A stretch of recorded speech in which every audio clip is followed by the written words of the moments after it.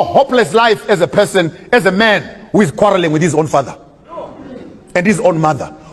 When your things are not moving well and you think that they've bewitched you, I want to tell you today the biggest witchcraft is relationships that are not fixed between you and your parents. There's nothing wrong with you going back to your mother's house and clean up the graves of your own fathers. There's nothing wrong. I didn't say worship them. Clean them up. In my tribe, there's a proverb that says, never allow your son to marry a girl when you have not seen the grandfather's graves, where the grandfathers are buried. This represents our history. The roots support the tree. The tree does not support the roots. If you water your roots, you will have fruits. That is the Bible. Honor your father and your mother. The only commandment that has an insurance policy. And your days will be many that the Lord will give you. Prayer does not substitute personal responsibility at a family level.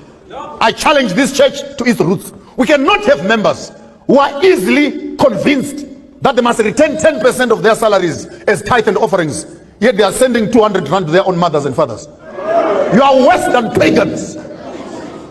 Your responsibility to the church cannot be more than your responsibility to your own family. Because you want to bribe God and bribe angels so that you enter heaven. The prayers of your parents are far much more important than the prayers of your pastors. When your parents wish you well, it will be well with you. When your mother goes mwah on you, go and try. Go and try. Make deals. You'll come back home with pockets that have holes. Why? Because when you don't secure your roots, you can never have fruits on the top side.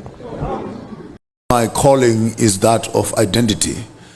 The fact that you can have 1,000 people who are in agreement to a wrong thing does not make it right. So right is right even when no one does it. Wrong is wrong even when everybody does it. I want to dwell a little bit on your history. And then I want us to go to your African philosophy and the gospel according to Joshua Maponga. You were an elder in the Seventh-day Adventist Church, a preacher, a very big person there. And then at some point, something went right or wrong. Can you tell us a little bit about that transition from being a church leader to then being a vocal speaker of African philosophy? A very interesting question that addresses my history. And you are not addressing my history in its authenticity, but addressing my history in its coloniality. You are not asking me who I was meant to be, and who am I, but what the institutions of learning made me to be. I'm a third generation Adventist, if that makes any sense to any of you. My grandfather, my father, and me. Big family of preachers, the best in the country, here in Zimbabwe, converting thousands of people, building hundreds of churches. I worked there for 33 years as a minister. And when the Adventist Church felt my thinking, the way of processing and reasoning, packaging, inclusive to Afrocentric interpretation of our plight, I found that the church was found wanting. My religion became a miniskirt. It was too short in the front. And when you cover the front, it was too short at the back. When you cover the back, I hope you can get the imagery. I had to stop and say, if the God that the white man brought to Africa allows the white man to colonize the African, take his land, rape his women, give him minerals, and this God is actually saying, yeah, because you were disobedient, you broke my commandments, that's why I'm sending you through that. 400 years later, I look at that narrative and I say, this is not right. Even as a circumcised theologian, the same black book then says, I'll send you into slavery for 400 years, and after 400 years I will let you go back to your land.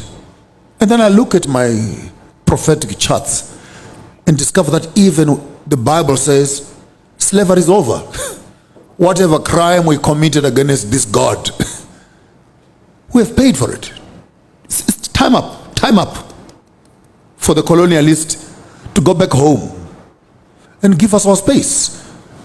Using the same biblical narrative for those of you who are in that space, even the Bible does not allow colonialism to go beyond my generation.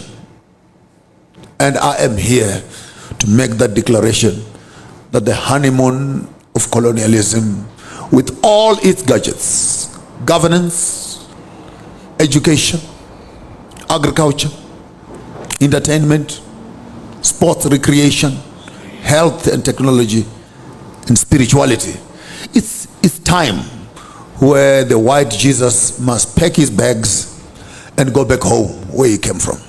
It's time for Muhammad and Islam to pack their bags and go back to Saudi Arabia.